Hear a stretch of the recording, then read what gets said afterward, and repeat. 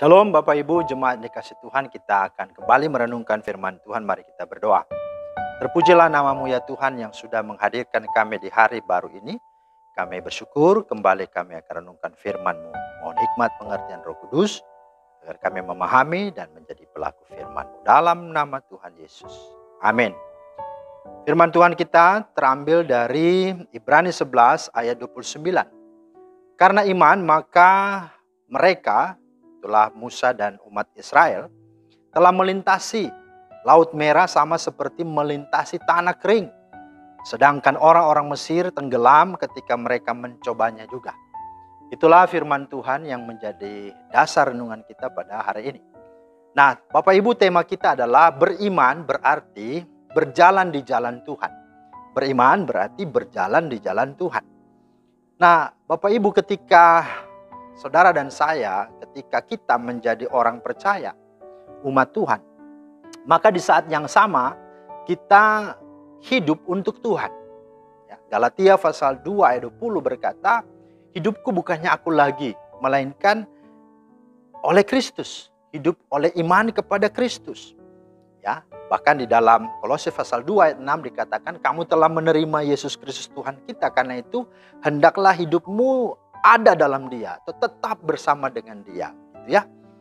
Nah, maka dengan demikian maka kita harus berjalan bersama Tuhan dan bahkan berjalan di jalannya Tuhan. Itulah sesungguhnya poinnya. Nah, pertanyaannya mengapa?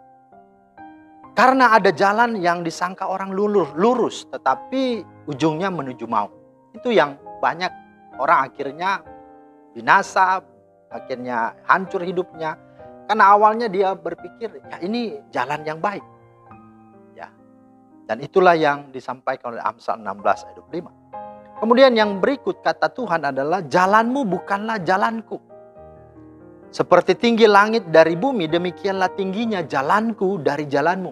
Atau rancanganku dari rancanganmu. Ya, Yesaya 55 ayat 8 atau 9. Nah, karena itu jika hal ini tidak kita pahami atau kita tidak sadari, maka kita akan ngos-ngosan, kita akan capek mengikut Tuhan.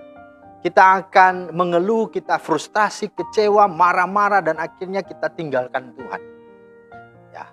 Dan inilah yang dialami oleh umat Israel.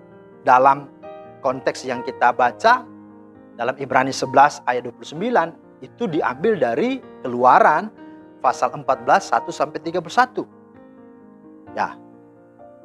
Apa yang mereka lakukan? Ya, mereka marah-marah kepada Musa, bahkan kepada Tuhan. Penyebabnya adalah apa? Tuhan menyuruh Musa supaya mereka balik kembali dan berkemah di depan Pihahirot, ya, antara Migdol dan laut, tepat di depan Baal Safon. Ya. Kemudian Tuhan suruh mereka berkemah di situ di tepi laut. Ya. Dan apa yang terjadi? Tiba-tiba tentara Mesir, karena melihat mereka ada di situ, mau menyerang dan memerangi mereka. Sementara ya, di depan mereka itu laut Teberau, laut Kolsom, laut yang sangat besar dan luas, tidak bisa. Jadi mereka terjebak di tengah-tengah. Di belakang mereka ada tentara Mesir, di depan mereka laut. Jadi tidak bisa mereka kemana-mana. Ya, itulah sebabnya mereka marah dan mereka ya maki-maki kepada Musa. Kata mereka kepada Musa, apakah karena tidak ada kuburan di Mesir, maka engkau membawa kami untuk mati di padang gurun ini? Apakah yang kau perbuat ini terhadap kami? Bukankah ini telah kami katakan kepadamu di Mesir? Janganlah mengganggu kami dan biarlah kami bekerja pada orang Mesir, sebab lebih baik bagi kami untuk bekerja pada orang Mesir daripada mati di padang gurun ini.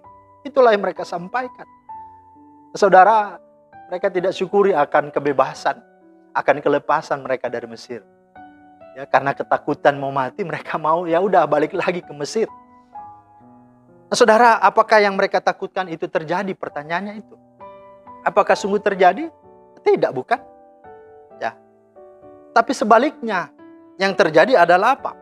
Mereka aman, mereka dijagai dan dilindungi Tuhan dengan tiang awan dan tiang api. Sehingga semalam-malaman tentara Mesir tidak bisa mendekati umat Israel. Tuhan menahan tentara Israel untuk bisa mencapai bangsa Israel. Tuhan menahan tentara Mesir maksudnya untuk mencapai umat Israel. Dan yang kedua adalah mereka justru dapat berjalan dari tengah-tengah laut itu di tempat kering, gitu ya. Sedang di kiri dan di kanan mereka itu air. Laut sebagai tembok bagi mereka. Wah, luar biasa. Kemudian yang ketiga, tentara Mesir yang mengejar mereka akhirnya mati tenggelam karena ditutupi air laut Beteberau, air laut yang kolsom yang sungguh besar itu. Dan dikatakan seorang pun tidak ada yang hidup. Wah, ini luar biasa, bukan? Nah, apa pelajaran yang penting yang dapat kita petik dari firman Tuhan ini? Bahwa yang pertama, berimanlah. Itu lagi-lagi yang menjadi penekanan. Berimanlah. Ya. Mengapa? Karena hidup ini bukan tentang kita. Hidup ini juga bukan untuk kepentingan kita. Melainkan adalah tentang Tuhan dan untuk kepentingan serta tujuannya Tuhan. Nah, perhatikan saudara dalam Keluaran 14 itu ayat 1, 2, dan 4. Kalau kita perhatikan kan mereka itu sudah jauh meninggalkan Mesir. Tapi Tuhan suruh balik. Suruh balik. Dan Tuhan memang sengaja menempatkan mereka dalam bahaya. Tetapi di situ dikatakan ayat 4 supaya Firaun tahu siapa Allah. Supaya aku dapat menunjukkan kemuliaan, kuasaku. Itu.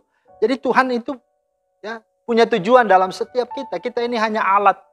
Kita ini hanya hambanya. Maka hidup ini bukan tentang kita. Hidup ini adalah untuk atau tentang Tuhan dan untuk kepentingan Tuhan. Pertanyaannya, membantahkah kita? Masih mau marahkah kita atas apa yang Tuhan lakukan dan sikapi? Ya tidak bisa. Ya, kita memang dihadirkan untuk tujuan Tuhan.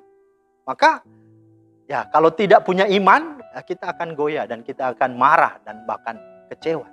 Tapi berimanlah, percayalah bahwa ketika kita menjadi bagian dari rencana Tuhan, jangan pernah takut. Karena rancangannya adalah damai sejahtera untuk setiap kita. Amin. Yang kedua adalah berimanlah sungguh kepada Tuhan supaya kita tidak diteror dengan ketakutan. Ingatlah dan percayalah bahwa Allah ada. Dan lagi-lagi bahwa ada Allah dalam hidup ini. Itu menjadi penekanan bagi setiap kita. Dan yang ketiga, berimanlah sungguh kepada Tuhan dengan berjalanlah di jalannya Tuhan. Sebab jalan Tuhan membentuk dan mendidik kita. Ya, rupanya pada akhirnya kan umat Israel terseleksi dan orang-orang yang lulus itu adalah orang yang rendah hati, orang yang takut Tuhan, orang yang mengucap syukur. Dalam Ulangan pasal 8 di sana dicatat. Maka Tuhan izinkan supaya mendisiplinkan, membentuk dan mendidik kita. Yang kedua, jalan Tuhan membuat hidup kita bisa melihat keajaiban dan hal-hal yang menakjubkan. Seperti mereka tidak bisa awalnya tahu bagaimana kok laut bisa terbelah. Tapi dengan masalah itu Tuhan izinkan mereka bisa melihat keajaiban. Maka jangan pernah takut. Di tengah lembah kekelaman, di tengah kesulitan, Tuhan akan buat keajaiban-keajaiban dalam dan melalui hidup kita. Dan yang ketiga, dikatakan jalan Tuhan itu adalah membaharui kita. Jadi dia tidak pakai jalan yang lama, jalan yang umum, tapi dia buat jalan baru.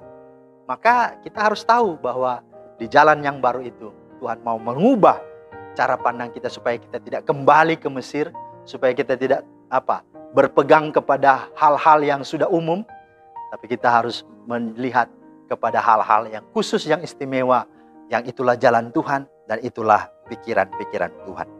Mazmur 25 ayat 10 berkata, segala jalan Tuhan adalah kasih setia dan kebenaran bagi orang yang berpegang pada perjanjiannya dan peringatan-peringatannya. Dengan kata lain, bagi orang yang beriman. Kiranya Tuhan menolong kita dan mari berimanlah dengan berarti berjalanlah di jalan Tuhan. Tuhan memberkati. Amin. Terima kasih Tuhan untuk firman-Mu yang sudah meneguhkan kami. Sehingga di tengah hidup ini kami tidak takut. Tapi kami berjalan di jalan Tuhan dan kami percaya Tuhan ada bersama kami. Dan Tuhan akan membuat sesuatu perjalanan kami begitu menakjubkan, begitu ajaib. Serta mendidik kami. Dalam nama Tuhan Yesus kami berdoa. Amin. Demikianlah firman Tuhan hari ini. Kiranya menjadi berkat. Selamat beraktivitas. Tuhan Yesus memberkati. Shalom.